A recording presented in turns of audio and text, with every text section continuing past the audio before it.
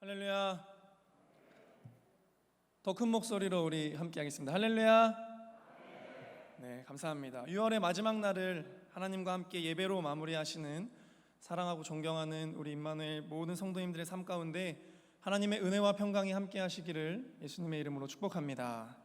우리 앞뒤 좌우에 계신 분과 이렇게 인사하겠습니다. 함께 예배할 수 있어서 감사합니다.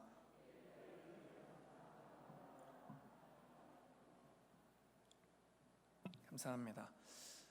지난 2월에 있었던 일이 아직도 생생하게 기억이 납니다. 때는 목요일 새벽이었습니다. 제가 새벽 기도를 가려고 교회로 걸어오고 있는데 반대편에서 리어카를 끄시며 박스를 모으시는 할머님 한 분이 보였습니다. 마침내 할머님과의 거리가 가까워졌을 때 저는 보지 말아야 할 광경을 보았습니다. 그 할머니께서 한 빌라의 보일러 연통에 거기 연통에서 나오는 연기에 손을 녹이고 계셨습니다. 그날 새벽의 기온은 영하 10도였습니다. 저는 그 광경을 목격하고 엄청난 괴로움에 빠졌습니다. 부끄럽지만 그날 새벽 예배 때 무슨 설교를 들었는지 잘 기억이 나지 않습니다. 그저 그 장면만 계속 제 머리와 가슴을 맴돌고 있었습니다. 그러면서 저는 평소에 안 하던 생각을 해보게 되었습니다. 하나님은 공평하신 분이 아니십니까? 무엇이 공평합니까? 누구에게 어떤 것으로 공평하다고 말씀하실 수 있는 것입니까? 마치 저는 반항하는 한 아이와 같은 태도를 취했습니다. 그러면서 문득 제 청소년기 시절도 생각이 났습니다. 여러분은 장발장이라는 그 인물을 잘 아실 거라고 생각이 됩니다. 가난하고 또 굶주려서 빵 한 조각을 훔치게 되어 5년을 감옥살이 해야 했던 이 장발장. 그 빵을 훔친 것에 대해서는 분명한 잘못이기 때문에 그 잘못에 대해서 이야기를 할 수는 있습니다. 그러나 내가 정말 가난해서 오랜 시간을 굶어보고 배고파 보면 그런 일들에 대해서 함부로 말하기는 어렵습니다. 저도 가정 형편이 좋지 않던 청소년 시절에 많이 굶다 보니까 이 슈퍼 밖에 진열되어 있는 이런 과자나 빵 이런 것들을 훔쳐볼까? 이런 생각을 하게 되는 시절을 경험을 해봤습니다. 아주 처참하지만 정말 그런 유혹들이 있습니다. 그날 그 할머니를 보면서 저도 모르게 하나님께 하소연을 했습니다. 하나님의 공평하심은 무엇입니까? 하나님이 공평하시다는 그 말, 가진 사람들, 좀 살만한 사람들, 그런 사람들이 하나님은 공평하십니다 라고 하는 그런 말 아닙니까?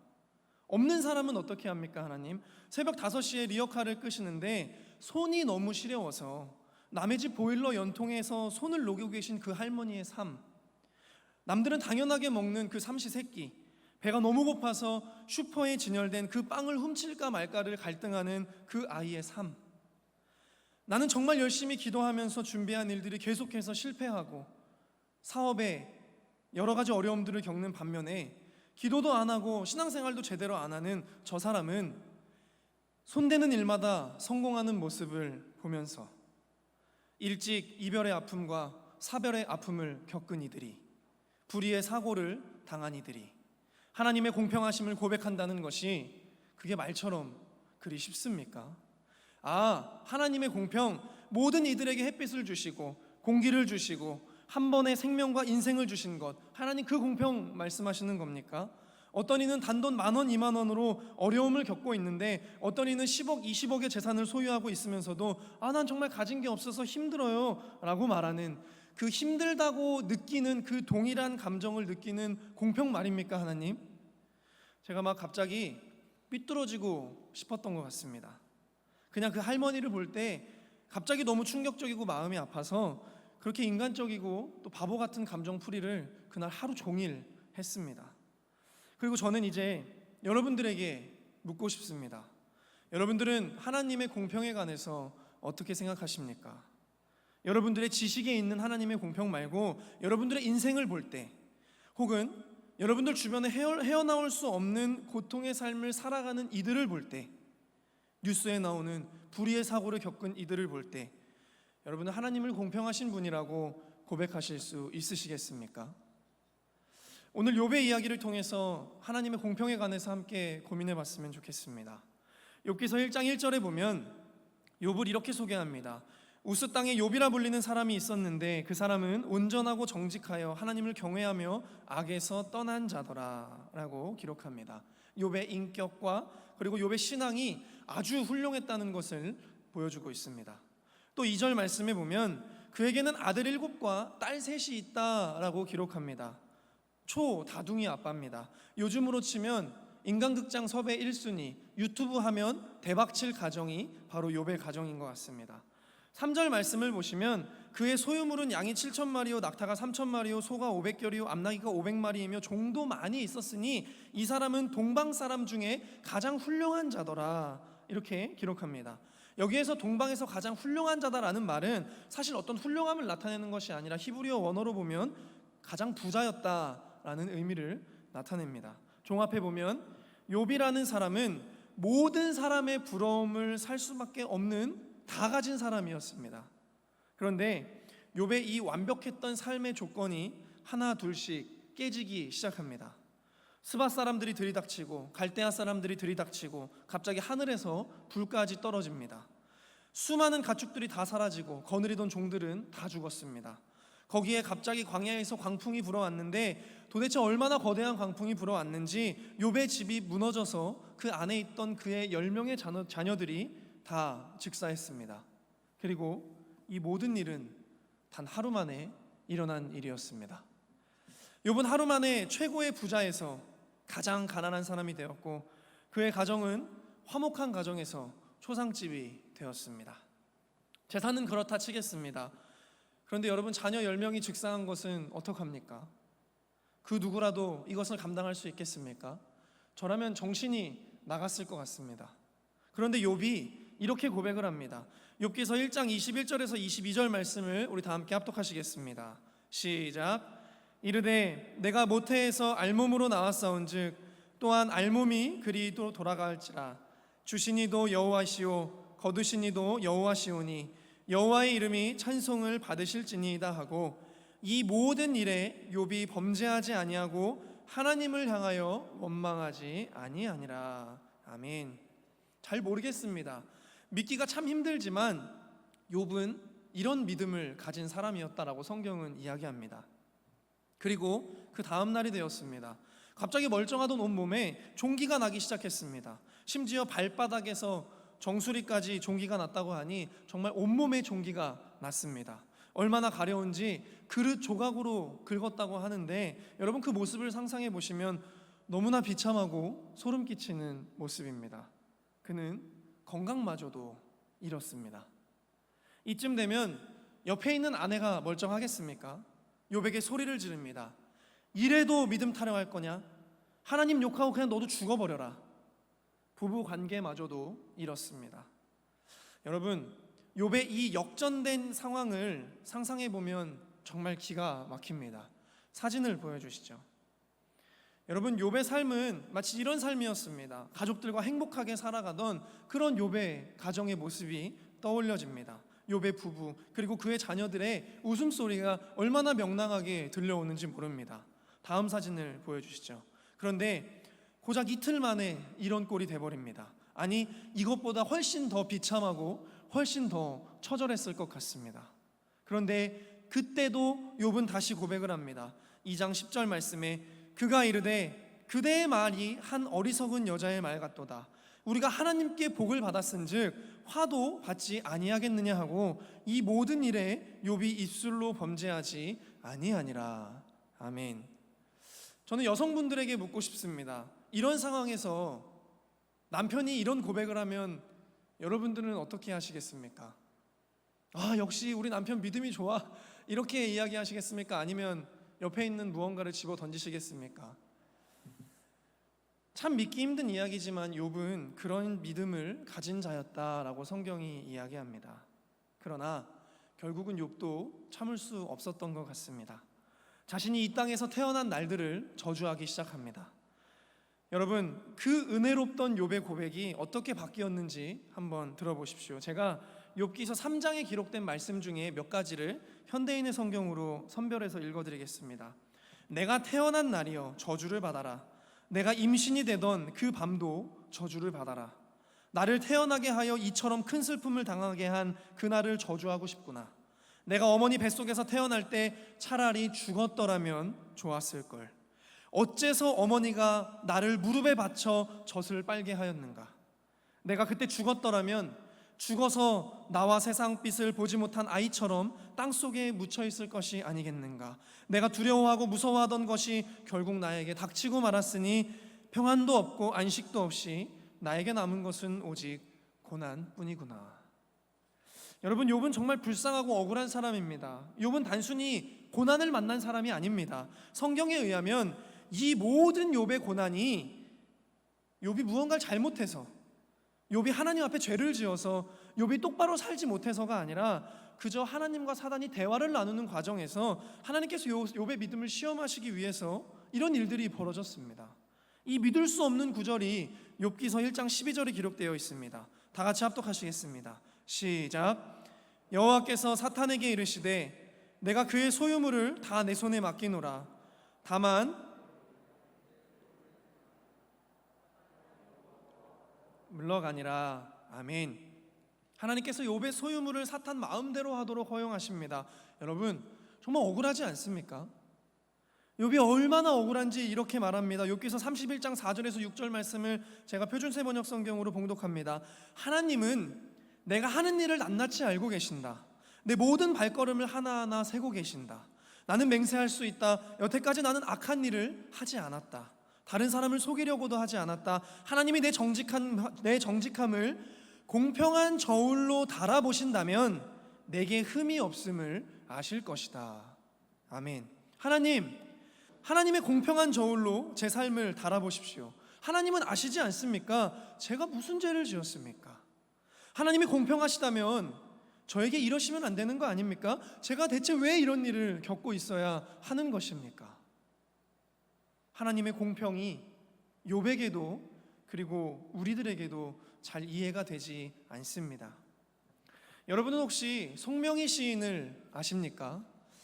아까 찬양했던 나 가진 재물 없으나 라는 찬양의 작사가입니다. 잠시 그를 만나보시죠. 옛날 영상이라 화질이 조금 안 좋습니다. 양해해 주시기 바랍니다. 1963년 뇌성마비로 생을 시작한 시인 송명희. 그녀는 육체의 자유를 누릴 수 없지만 신앙으로 마음의 자유를 얻었습니다. 그녀가 몸으로 쓰는 한 구절 한 구절의 시는 따뜻한 희망의 빛으로 전해집니다. 그 주인공, 그 희망의 빛 송명희 씨를 소개하겠습니다.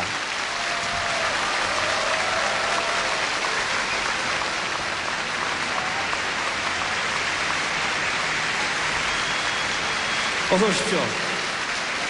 시인 송명희 씨는 오늘 이 자리에 우리 400만 장애인들과 우리 모두에게 꿈과 희망과 용기를 주기 위해서 이 자리에 섰습니다. 그리고 자신의 시를 읽기 위해서 이 자리에 섰습니다. 송명희 씨가 읽는 시는 여러분들이 못 알아들을 수도 있습니다. 그렇지만 여기 계신 송명희 씨는 누구의 도움도 받지 않고 자신의 시를 다 읽어갈 것입니다. 여러분, 뜨거운 격려의 박수 부탁드리겠습니다.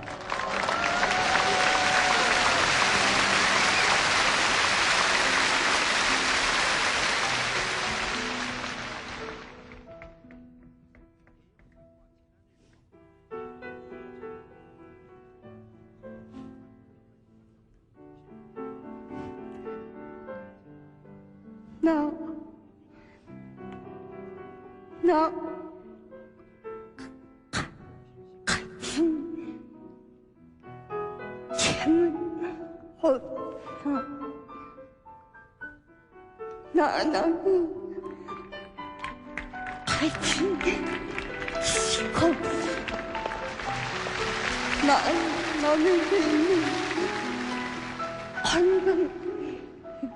건강이었나. 나는 없는 것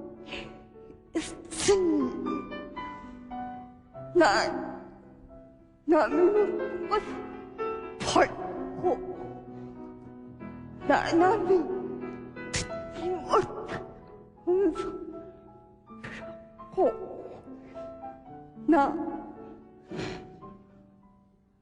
남이 받지 못한 사랑 받았고 나 남이 모르는 걸 깨달았네. 네, 여기까지 보시겠습니다. 태어날 때부터 내성마비로 태어난 그의 고백입니다. 난 비록 재물도 없고 지식도 없고 건강도 없지만 남들에게 없는 것이 있습니다. 저는 남이 못 본 것을 보았고 남이 듣지 못한 음성을 들었고 남이 받지 못한 사랑을 받았고 남이 모르는 것을 깨달았습니다. 그러면서 그가 이렇게 고백합니다. 공평하신 하나님이 남이 가진 것은 내게는 없지만 공평하신 하나님이 남이 없는 것을 내게 갖게 하셨습니다. 여러분, 대체 송명희 시인의 공평함은 무엇이었을까요? 우리는 남이 갖고 있는 것을 내가 가지지 못해서 공평하신 하나님을 의심하고 원망했지만 이 송명희 시인은 하나님은 공평하십니다. 난 남이 못 본 하나님의 신비를 본 사람이고 난 남이 듣지 못한 하나님의 음성을 들었고 난 남이 받지 못한 하나님의 사랑을 받았고 난 남이 모르는 하나님의 은혜를 받았기 때문에 하나님은 공평하십니다 라고 고백합니다. 저는 송명희 시인이 어떤 하나님의 은혜를 경험했는지 다 알 수 없지만 그가 이 땅에 뇌성마비 장애인으로 살아가면서 얼마나 많은 고통을 겪어야 했는지는 조금은 짐작해 볼 수 있습니다. 그러나 그녀는 자신이 겪고 있는 이 불공평한 상황들로 하나님의 공평을 판단하지 않았고 세상은 줄 수 없고 세상은 볼 수 없는 오직 하나님과 자신만이 공유하고 있는 그 깊은 믿음의 신비와 은혜를 통해서 하나님은 공평하십니다 당당하게 선언했습니다. 그리고 그 선언이 그의 모든 고통을 넘어서게 만드는 놀라운 능력이었습니다. 이제 다시 욥기서로 돌아가겠습니다. 욥은 더 이상 하나님 앞에 공평하시다고 말할 수 있는 동력을 잃었습니다. 그러나 욥은 포기하지 않고 자신의 인생을 믿음에 빗대어서 씨름하기 시작합니다. 그리고 하나님을 알아가는 그 씨름의 과정 속에서 결국 창조주 하나님의 신비와 은혜를 38장에서 깨닫게 됩니다. 그리고 이렇게 고백하게 됩니다. 오늘 본문 욥기서 42장 5절 말씀입니다. 우리 함께 합독하겠습니다. 시작. 내가 주께 대하여 귀로 듣기만 하였사오나 이제는 눈으로 주를 배움나이다. 아멘. 욥이 이제까지 하나님을 귀로 듣기만 했다라고 합니다. 이 표현은 히브리어 원어로 소식, 소문, 명성을 의미합니다. 즉 욥은 하나님을 소식으로, 소문으로, 명성으로, 다시 말해서 지식으로 만나고 있었다라고 이야기하는 것입니다. 그래서 자신이 처한 이 상황을 아무리 이해하려고 해도 도무지 하나님을 이해할 수가 없었고 하나님의 공평하심을 고백하기가 어려웠던 것입니다. 욥기서 23장 9절입니다. 내가 앞으로 가도 그가 아니 계시고 뒤로 가도 보이지 아니하며 그가 왼쪽에서 일하시나 내가 만날 수 없고 그가 오른쪽으로 돌이키시나 배울 수가 없구나. 그러나 이제는 욥이 주님을 눈으로 배움나이다 라고 고백을 합니다. 여기에서 하나님을 눈으로 보았다, 배웠다라는 표현은 히브리어 원어로 애니 라테카라는 것으로 나의 두 눈으로 직접 하나님을 주목하고 하나님을 지각하고 하나님을 느끼고 이해하게 되었다라는 뜻입니다. 즉 창조주 하나님의 신비, 이 하나님의 깊은 차원의 은혜를 체험하고 나니 귀로 만났던 하나님을 지식으로 만났던 그 하나님을 이제 실제로 자각하고 지각하고 느끼게 되었다라는 것을 욥이 고백하고 있는 것입니다. 그래서 욥은 이제 이렇게 고백할 수 있게 되었습니다. 본문 2절에서 3절 말씀을 우리 표준세번역 성경으로 함께 합독하시겠습니다. 시작. 주께서는 못하시는 일이 없으시다는 것을 이제 저는 알았습니다. 주님의 계획은 어김없이 이루어진다는 것도 저는 깨달았습니다. 잘 알지도 못하면서 감히 주님의 뜻을 흐려놓으려 한 자가 바로 저입니다. 깨닫지도 못하면서 함부로 말을 하였습니다. 제가 알기에는 너무나 신기한 일들이었습니다. 아멘. 욥은 지금 하나님, 내가 잃었던 소유를 다시 회복시켜 주실 수 있는 분이 하나님임을 깨달았으니 다시 모든 것을 회복시켜 주십시오. 다시 원래대로 돌려놓아 주십시오 라고 고백하는 것이 아닙니다. 욥은 단지 창조주 하나님과의 깊은 만남의 은혜를 체험하게 되어서 그 하나님을 높이고 경배하고 있는 것입니다. 욥은 더 이상 나에게 찾아온 이 고난이 왜 찾아온 것인지, 이것이 무엇 때문에 일어난 일인지 이것을 이해하는 일이 중요하지 않게 되었습니다. 왜냐하면 욥은 송명희 시인처럼 남이 경험하지 못한 하나님의 신비와 은혜를 통해서 공평하신 하나님을 고백할 수 있게 되었기 때문입니다. 이제 욥은 자신 있게 고백합니다. 하나님은 공평하신 분이십니다. 사랑하는 성도 여러분, 여러분은 어떤 상황 속에서도 하나님을 공평하신 분이라고 고백하실 수 있는 은혜 앞에 서 계십니까?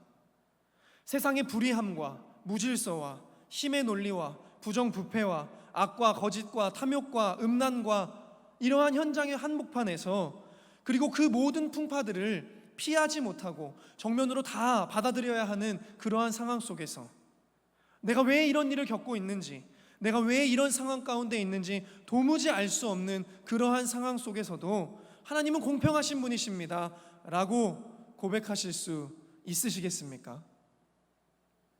앞으로도 저와 여러분들이 살아가는 세상 속에서는 공평을 찾기란 아주 어려울 것입니다. 진흙탕에서 어찌 깨끗한 물을 찾을 수 있겠습니까? 그리고 하나님을 지식으로 만나는데 그치는 사람은 계속해서 공평하신 하나님을 의심하게 될지도 모르겠습니다. 그리고 때로는 하나님 앞에 분노를 품으며 항변할지도 모르겠습니다. 바로 저처럼 말입니다. 그러나 살아계신 하나님을 깊이 느끼고 지각하고 이해하고 경험하게 된 사람은 재물이 없어도, 지식이 없어도, 건강이 없어도, 미래가 불투명해도, 사회가 나를 억압하고 사단의 속임수와 권세가 나를 무너뜨리려고 해도, 나의 주변 환경들을 흐트러뜨릴 때에도 사도 바울의 고백처럼 주님, 나에게 은혜가 족합니다 라고 고백하는 성도들이 될 수 있을 줄 믿습니다. 그리고 어느 찬양의 가사처럼 한없는 주님의 은혜 온 세상에 넘칩니다, 가릴 수 없는 주님의 영광이 온 땅 위에 충만합니다 라고 흔들리지 않는 믿음으로 공평하실 하나님을 고백하며 찬양하게 될 것입니다. 그러나 그 공평하신 하나님을 만나는 그 신비와 은혜는 하나님을 갈망하는 자들에게만 허락되어집니다.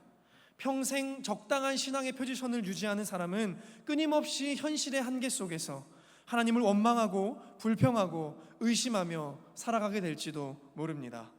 신명기 4장 29절에서 31절 말씀은 이렇게 기록합니다. 그러나 내가 거기서 내 하나님 여호와를 찾게 되리니 만일 마음을 다하고 뜻을 다하고 그를 찾으면 만나리라.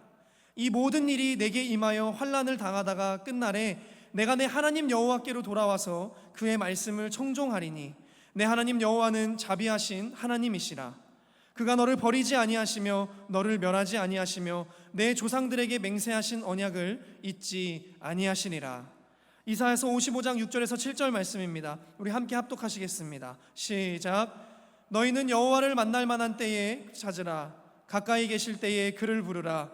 악인은 그의 길을, 불의한 자는 그의 생각을 버리고 여호와께로 돌아오라. 그리하면 그가 긍휼히 여기시리라. 우리 하나님께로 돌아오라. 그가 너그럽게 용서하시리라. 아멘. 기억하십시오. 하나님의 허락 없이는 여러분들에게 좋은 일이든 나쁜 일이든 아무 일도 일어나지 않습니다. 심지어 오늘 우리가 너무 당연하게 쉬고 있는 이 숨소리조차도 하나님의 허락하심입니다. 그러므로 여러분들에게 일어나는 모든 일들을 귀로 듣지 마시고 두 눈으로 보실 수 있는 저와 여러분이 되기를 간절히 소망합니다. 사랑하는 성도 여러분, 저는 지난 2월 새벽 제 자신을 돌아보면서 나는 하나님을 꽤 잘 알고 있는 사람이다 라고 생각을 했는데 아직도 주님을 두 눈으로 뵙기까지 더 갈망해야 하는구나 라는 것을 깨닫는 시간이었습니다. 그래서 제 입술에서 진정으로 하나님은 공평하신 하나님이십니다 라는 고백을 할 수 있을 때까지 최선을 다해서 하나님을 갈망해 보려 합니다. 여러분들도 남이 가진 것을 갖고자 갈망하고 남이 본 것을 갈망하는 자들이 아니라 남이 못 본 하나님의 은혜를 갈망하고 남이 듣지 못한 하나님의 음성을 듣기 위해 갈망하고 남이 가지지 않은, 남이 모르는 하나님의 신비를 깨닫기 위해 하나님을 늘 갈망하시는, 그래서 두 눈으로 하나님을 배움는, 그래서 하나님은 공평하십니다 라고 고백하며 진리 안에 자유한 삶을 누리시는 사랑하는 임마누엘의 모든 성도님들의 복된 삶이 되시기를 예수님의 이름으로 축복합니다. 기도하시겠습니다. 나 가진 재물 없으나, 나 남이 가진 지식 없으나, 나 남에게 있는 건강 있지 않으나, 나 남이 없는 것 있으니, 나 남이 못 본 것을 보았고, 나 남이 듣지 못한 음성 들었고, 나 남이 받지 못한 사랑 받았고, 나 남이 모르는 것 깨달았네. 공평하신 하나님이 나 남이 가진 것은 없지만 공평하신 하나님이 나 남이 없는 것을 갖게 하셨네. 하나님은 공평하신 분이십니다. 모든 상황을 뛰어넘는 이 고백을 온전히 드릴 수 있을 때까지 하나님을 찾고 구하고 갈망하는 임마누엘의 모든 성도님들의 믿음의 삶이 되도록 인도하여 주시옵소서. 이번 한 주는 교만한 마음을 품지 않겠다는 결단을 하나님 앞에 드립니다. 비웃는 마음, 내가 최고라는 마음, 다른 이들을 배려하지 않는 마음, 나 중심적으로 사는 마음을 내려놓고 모든 이들 앞에서 겸손한 그리스도인으로 살아가도록 인도하여 주시옵소서. 지금은 우리 주 예수 그리스도의 은혜와 하나님 아버지의 무한하신 사랑하심과 성령님의 교통하심이 내 삶에 어떤 고난의 순간이 찾아올지라도 공평하신 하나님을 고백할 수 있을 때까지, 하나님을 두 눈으로 배울 때까지 갈망하기로 결단하는 사랑하는 임마누엘의 모든 성도들의 삶과 가정과 생업 위에, 그리고 코로나19로 어려움 가운데 있는 모든 이들 위에 이제로부터 영원토록 함께하옵시기를 간절히 축원하옵나이다. 아멘.